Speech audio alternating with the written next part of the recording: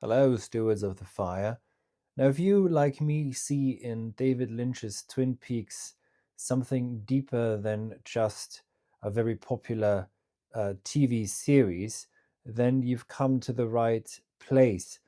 I'm going to address a few things regarding fire, electricity, and the ether, and I'm going to turn to mostly season 3 of Twin Peaks, The Return. And I'm also going to read Herder, his ideas of the philosophy of the history of humanity, because there's a connection here. We take, if you think of electricity, of course, we take it as almost benign. It's something that is so so prevalent that we didn't ever think about electricity in any way anymore. It, at most, maybe that it's an annoyance if it costs too much, or if the power goes out for a bit. But we should think of electricity, and this is what David Lynch and Mark Frost, I think, have done, as what it is not something that we've invented. It is actually of nature herself. It's something that the human being has found in nature and is now able to harness and make use of and direct, etc. But electricity is everywhere, it's in the ether. So I'm going to read to you a poem from Margaret's log. This is from season 3. And I'm also then going to read from Herder to connect the two. And also remind you that Hawke actually says, um, he tells Sheriff Truman that the fire is more akin actually to electricity, the fire that they've been looking for, and the fire that they're going towards then at some point. And what matters behind the fire is the intention. So it's the intention of the one who uses it. Now, before I continue, can I just invite everyone to pick up a course at the Halcyon Academy to help me keep the electric lights on, to help me to keep electricity flowing here, and send out these transmissions to through and to the ether. So Margaret's log has a new message, a sort of a poem. This, I think, is the final one for Hawke. And it's always for Hawke, I think, that's significant. I'm not going to go too deep into Twin Peaks here. I'm going to do this at some other point. There's so much to say because I think what it really is, it's one of the myths of modernity, that of our time, let's just say of our age, that would allow us to see us for who we are and what is at stake. If you understand the symbolic language that Lynch and Frost use, and what sort of the gigantic battle is, and between whom that battle rages, let's say. So electricity is humming.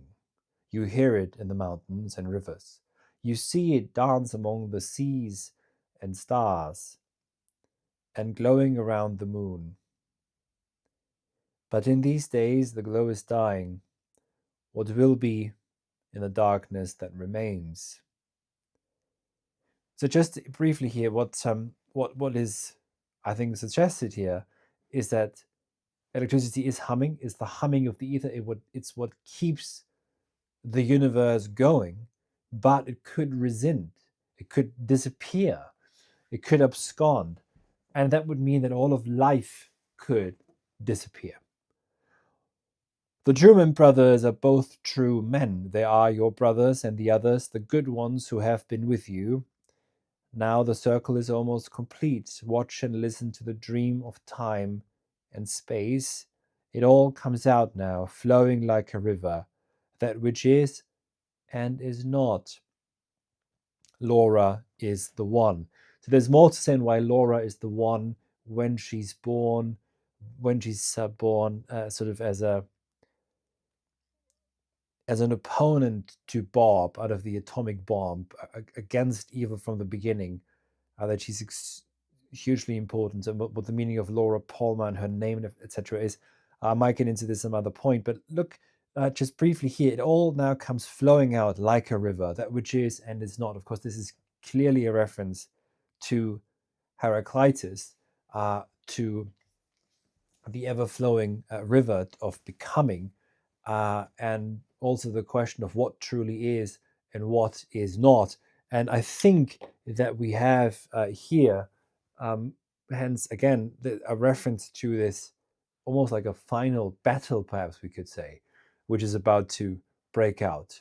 And it is electricity, we could say, perhaps even, that reveals, especially in this age, if as electricity is not anything we've invented, but only something that we can harness, it lies in electricity, the power to harness, to bring, to reveal, perhaps even the truth of the universe. And if you remember, Cooper in season 3 very often, in significant moments, travels through the electric grid, and finds his way through sockets or outlets, um, and and uh, and in this way is able to,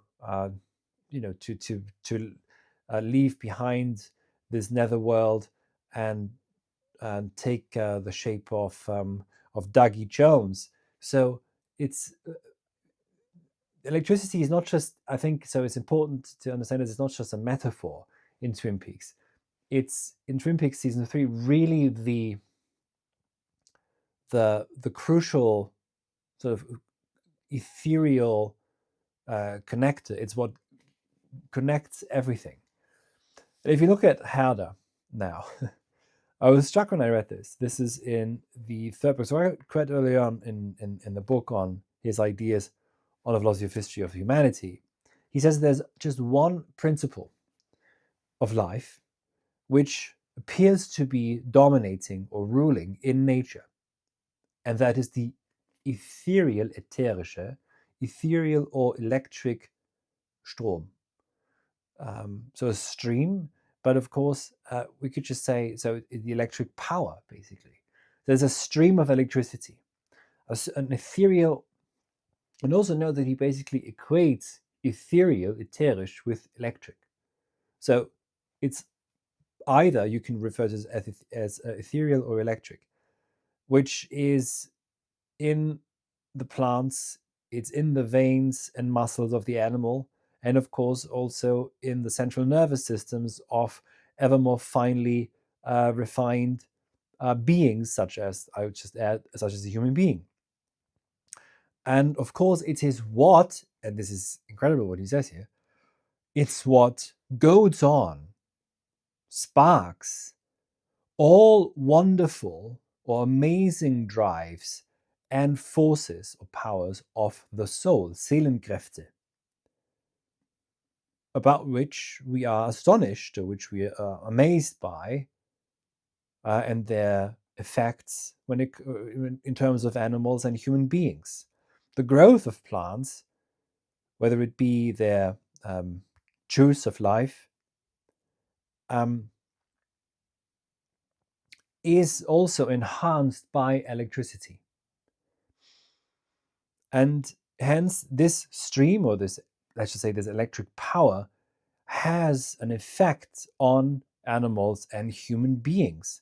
And not only on their, as he says, more brutish parts of their machinic bodies, no, but even when it comes to their soul to a certain extent, or at least when it comes to that which is bordering on the soul, which is the nerves. And those are really enlivened by electricity. And hence, this is also beyond just material. So electricity is what ethereal, it's what connects the soul with the material, is electricity. Again, electricity is humming. It lets bodies, if you think of Twin Peaks, travel through the dream of time and space. Electric transmissions are found and recovered, and hence also is what drives, what brings to the fore, or what might reveal the evil that rules and that is ultimately then the fire, perhaps, is, if it's more akin to electricity, is there not some sort of divine or satanic, even, let's say, rather satanic, devilish fire, but is in some sense neutral, and it depends on who uses it. But we can see that this creative force and enlivening warmth is the ethereal electric stream, ethereal electric power, according to Herder, that we see in animals, plants, and even human beings, where human beings are in their materiality and their spirituality connected, actually, their body, their mind and body, to put it simply, they are connected by electricity. And if you think back then again to Twin Peaks, I think that this is one of the main aspects, really, of the story, is to show that electricity, as the poem goes, is humming, and as such is what, if we perhaps are careful or begin to realize what this age then really is, if this is the age in which we can harness electricity, in which we, in some sense, control electricity, can produce electricity at will, and also to high amounts, because we could perhaps say that we increase the amount of electricity in the universe. And in that sense, perhaps there's something that could be revealed also, what is and what is not. But there's also, it seems, at least that's what the poem suggests, the danger that electricity, and hence this initial life principle, or the principle of nature, as Herder refers to it, could disappear also. So with this, I shall leave you, and also shall leave you to think more about these things, if you are deeply steeped also in the lore of Twin Peaks, and also want to figure out what it means to be of this age of modernity, of new time, as the German refers to it, of Neuzeit. And why is it a Neuzeit, a new age that refers to itself? That's important as such. But now the circle, as the poem goes, is almost complete. Perhaps that's crucial also, that maybe electricity, this capacity to harness and control electricity, is sort of almost foreseen in nature. And once that occurs, the circle is almost complete. Now we can speculate further and maybe associate this with cybernetics, etc. But maybe that's for another time to discuss. So thank you very much for listening. I'd love to hear your thoughts on the matter. And also do remember to pick up a course at the Halcyon Academy. Thank you very much indeed.